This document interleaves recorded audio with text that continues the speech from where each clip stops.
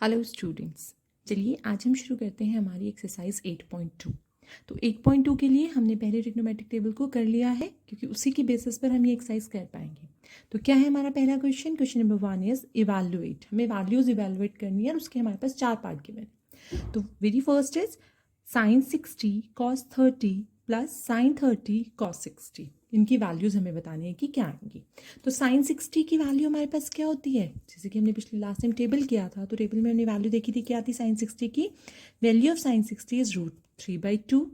cos 30 के साथ multiplication में इसकी वैल्यू क्या होती है? This is √3/2 once again, plus sin 30 की वैल्यू होती है 1/2 एंड cos 60 इज अगेन 1/2।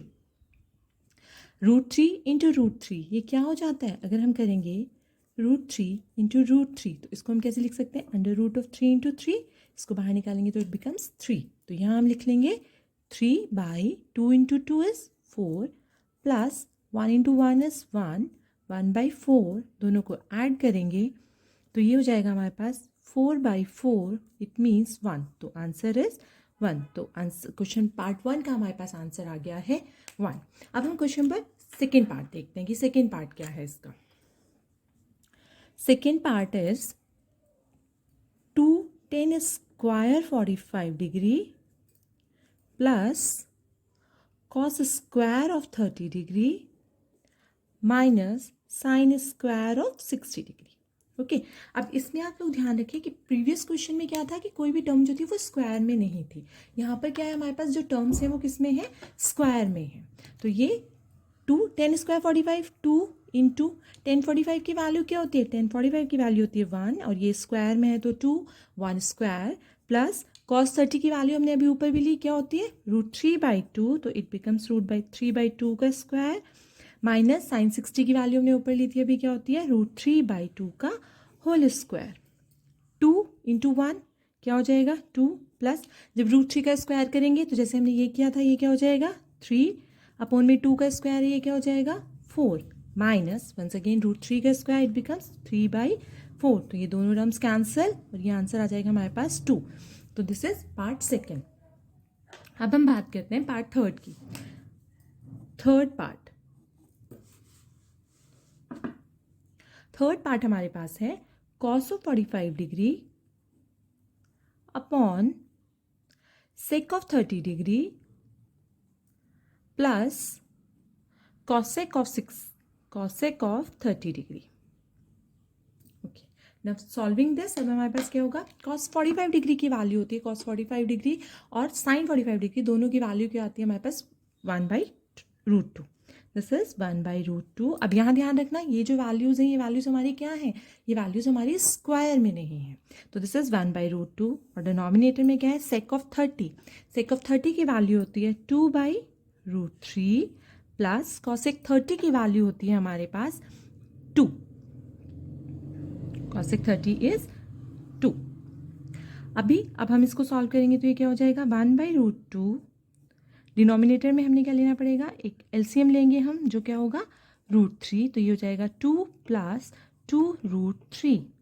और जब हम इसको सॉल्व करेंगे फर्दर, आगे देखते हैं कैसे सॉल्व करेंगे इसको। तो जो √2 है वो नीचे आ जाएगा, जो इसका डिनोमिनेटर है वो ऊपर आ जाएगा, जो न्यूमरेटर का डिनोमिनेटर है वो हमारे पास डिनोमिनेटर में आ जाएगा। तो it will become 1 into √3 upon √2, 2 plus 2√3। तो ये आ गया हमारे पास √3 अपॉन 2√6, पहले लिख लेते हैं 2√6, √2 इंटू √3 किया प्लस 2√2। अब ये जो टर्म हमारे पास आई है, यहाँ पर हमारे पास ये क्या है? अंडर रूट में है ये डिनोमिनेटर। तो इसको पहले हम क्या करेंगे? रेशनलाइज करेंगे। हमने ये क्वेश्चंस किए हुए हैं 9th में। तो रेशनलाइज करने के लिए क्या होता है? इस टर्म के उससे मल्टीप्लाई कर देते हैं हम इसको। 2√6 कॉन्जुगेट से माइनस 2√2 अपॉन 2√6 माइनस 2√2। ये क्या हो जाएगा ऊपर हमारे पास? 2√18, √3 into √6 is √18, sorry this is √18 minus 2√6 upon में दोनों की मल्टीप्लाई होगी, ये क्या है? a plus B, a minus B. तो इट मीन्स a का स्क्वायर माइनस b का स्क्वायर। ये फॉर्मूला अप्लाई हो गया हमारी आइडेंटिटी। ऊपर हमारे पास क्या हो गया? हमने 2 कॉमन ले लिया, अंदर हमारे पास बचता है √18 माइनस √6 और नीचे हमारे पास हो गया दिस इज 2 इंटू 2 4, 4 6 जा 24 माइनस 4 2 जा 8, 2 upon sorry this is 18 √18 and this is minus of √6 अलग से है, अपॉन में हमारे पास आ गया 16, हम इससे इसको कैंसिल करेंगे, ये आ जाएगा 8। तो हमारे पास आंसर क्या आ गया इस क्वेश्चन का? Answer of this question is √18 minus √6 upon 8। अब ये जो हमारे पास अंडर रूट में टर्म है, हम इसको फर्दर सॉल्व कर सकते हैं, हम इस टर्म को फर्दर सॉल्व कर सकते हैं। कैसे सॉल्व करेंगे? हम इसको √18 की जगह हम क्या लिख सकते हैं? √18 क्या होगा बेटा? √18 is equals to 3 into 3 into 2, तो इसमें से 3 बाहर आ जाएगा, इट बिकम्स 3√2, तो इसको हम लिख सकते हैं is equals to 3√2 minus √6 upon 8। तो this is the answer of our third part. Coming to the next that is fourth part. Fourth part की हम बात करते हैं इसमें।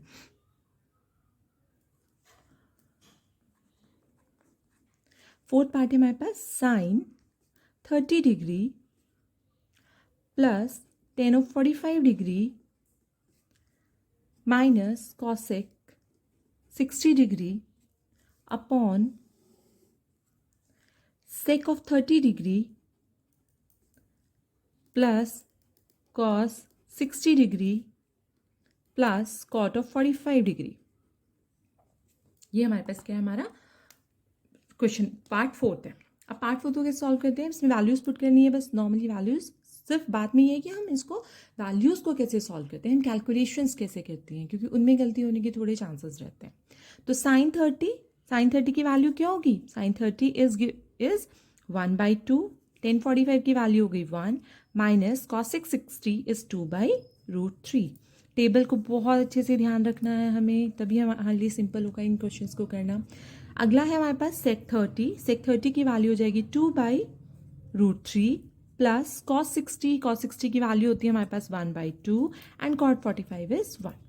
अब जैसे हमने प्रीवियस क्वेश्चन में किया था, हमें एलसीएम लेना है। पहले हम एलसीएम लेंगे हमारे न्यूमरेटर में। क्या एलसीएम आ गया? 2√3, ये वैल्यूज हो गई √3 प्लस 2√3 माइनस 4 अपॉन में सेम एलसीएम 2√3, क्या वैल्यूज हो जाएंगी? 4 प्लस √3 प्लस 2√3। जब हम इसको फर्दर सॉल्व करेंगे तो ये ऊपर हो जाएगा 3√3 माइनस 4, ये दोनों टर्म ऐड हो गए, ये -4 अपॉन में क्या है? 2√3। फिर डिनोमिनेटर में क्या है? This is √3 plus 2 is 3√3 plus 4 upon में 2√3, तो ये कैंसिल। तो ये टर्म भी हमारे पास क्या बचती है? 3√3 माइनस 4 अपॉन 3√3 प्लस 4। जैसे कि हमने प्रीवियस क्वेश्चन में किया था, हमें क्या करना है? इसको पहले रेशनलाइज करना है, और रेशनलाइज करने के लिए हम क्या करेंगे? इसके कॉन्जुगेट से मल्टीप्लाई करेंगे। तो what will be the conjugate? 3√3 minus 4 upon 3√3 minus 4। तो अब आप ऊपर वाली आइडेंटिटी पे अगर ध्यान देंगे तो ऊपर वाली आइडेंटिटी क्या हो गई हमारे पास? a minus B, it means इसका होल स्क्वायर हो गया, दैट इज 3√3 माइनस 4 का होल स्क्वायर अपॉन में आ गया हमारे पास a square minus b square, 3√3 square minus 4 square.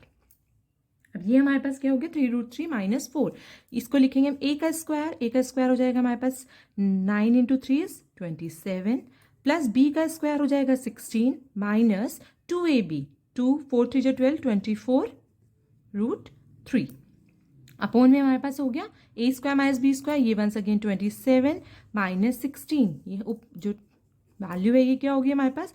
43 minus 24√3 upon 11। ये हमारे पास आ गया हमारा फर्स्ट क्वेश्चन के लास्ट पार्ट का आंसर। अब आगे हमारे पास एक और पार्ट है, सॉरी अभी इससे दिस इज फोर्थ पार्ट, अभी हमें एक और पार्ट करना है जो कि हमारे पास क्या है? फिफ्थ पार्ट है। तो चलिए फिफ्थ पार्ट भी कर लेते हैं।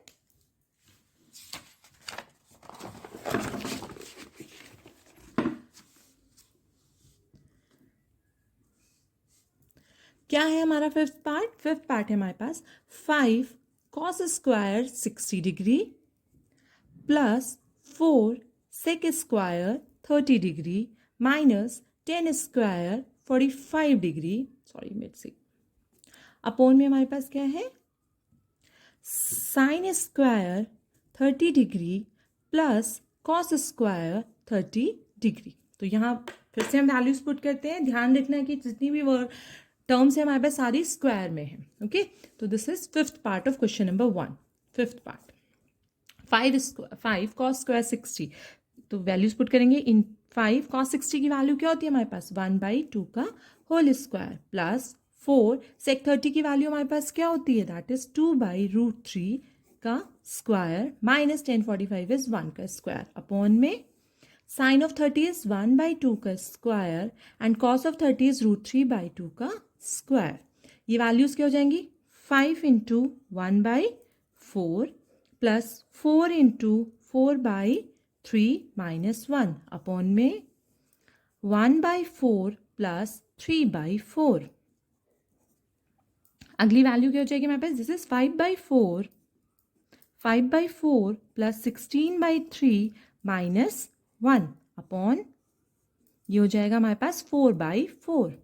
ये वैल्यू आ गई 1, तो ये तो वैल्यू 1 हो गई, तो सॉल्व भी हो गया इधर डिनोमिनेटर। तो ऊपर वाली वैल्यू के लिए हम लेंगे LCM, that is 12, 5 3 15 plus 16 4 64 minus 12 upon 12 LCM 15, this is 15 3 67 upon 12 is the answer of this part. This is the last part of question number 1.